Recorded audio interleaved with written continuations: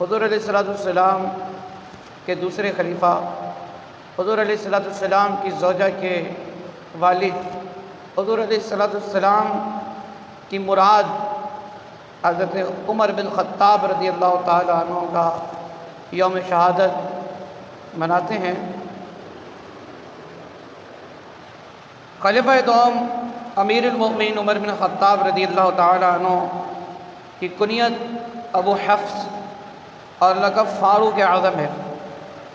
آپ کی والدہ کا نام عنتمہ ہے جو ہشام بن مغیرہ کی بیٹی ہیں۔ آپ اشراف قریش میں بہت ممتاز ہیں اور 8ویں پشت میں آپ کا خاندانی شجرہ رسول اللہ صلی اللہ علیہ وسلم کے شجر نسب سے ملتا ہے۔ آپ واقع فیل کے 13 سال بعد مکہ مکرمہ میں پیدا ہوئے اور نبوت کے 6 سال 27 برس کی عمر سے مشرف اسلام ہوئے۔ میرے بھائیو، آپ کی وہ ہستی ہے کہ آپ کے آغوش اسلام میں آتے ہی تاریخ اسلام کا نیا دور شروع ہو گیا۔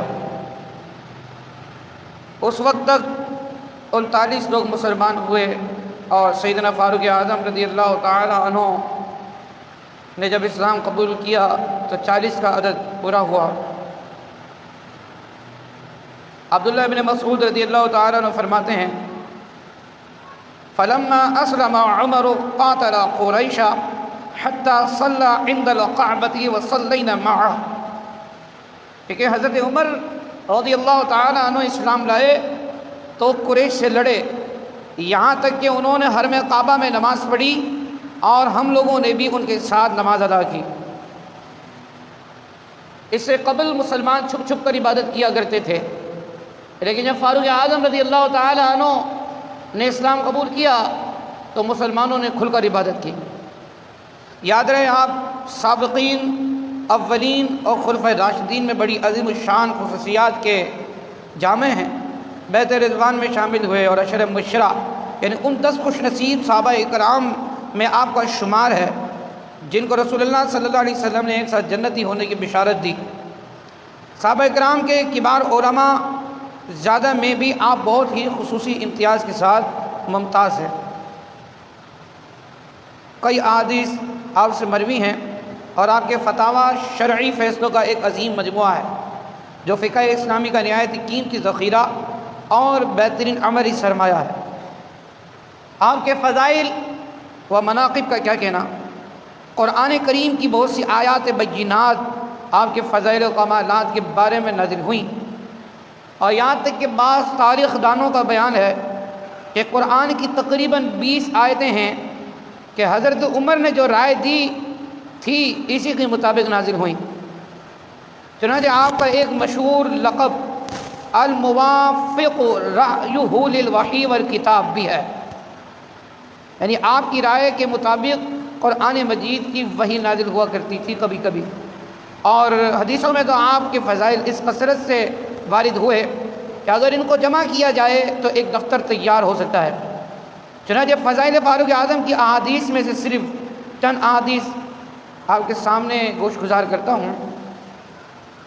امیر المؤمنین فاروق اعظم رضی اللہ تعالی عنہ کے فضائل و مناقب بیان کرتے ہوئے حضور جان عالم صلی اللہ تعالی علیہ وسلم نے ارشاد فرمایا لو کان بعدی نبیا لکان عمر بن الخطاب انا خاتم النبیین لا نبی بعدی، فرمایا اگر میرے بعد کوئی نبی ہوتا تو وہ عمر بن خطاب ہوگا، لیکن میں آخری نبی ہوں، میرے بعد کوئی نبی نہیں ہے۔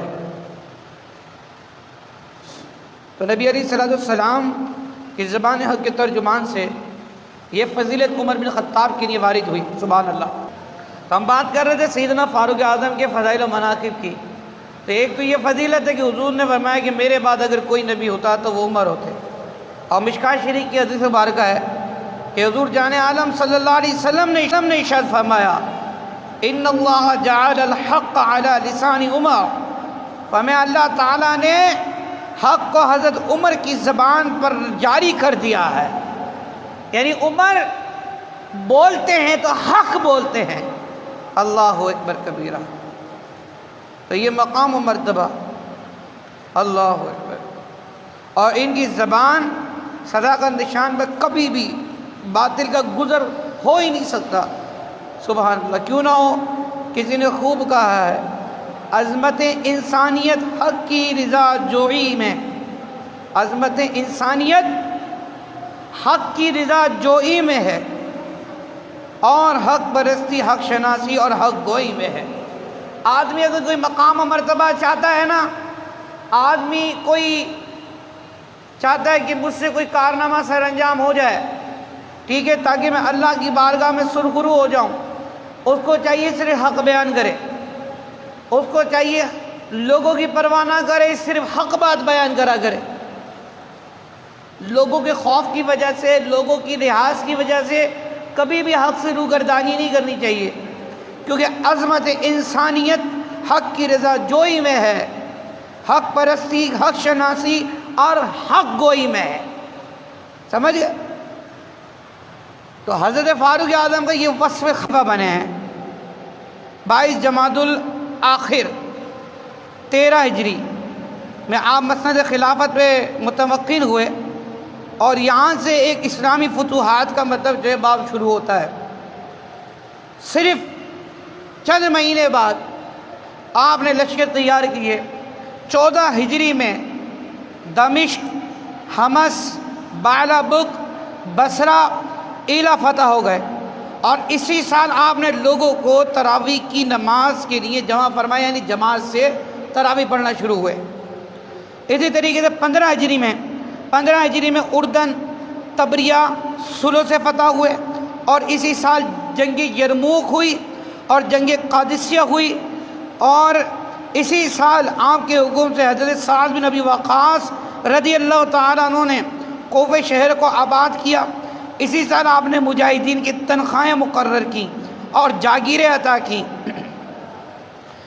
16 ہجری میں اہواز اور مدائن فتح ہوئے، اور حضرت سعد نے کسریٰ کے محل، جو ایران کے اندر جو کسریٰ بادشاہ کا محل تھا، اس کو فتح کر کے حضرت سعد بن ابی وقاص نے کسریٰ کے محل میں جمعہ پڑھا۔ اسی سال قلسرین، حلب، یہ ملک شام کا جو دارالحکومت ہے، تقرید وغیرہ بھی فتح ہوئے۔ اسی سال جب حضرت فاروق اعظم رضی اللہ تعالی عنہ تشریف لے گئے فلسطین، وہاں آپ نے بیت المقدس فتح کیا۔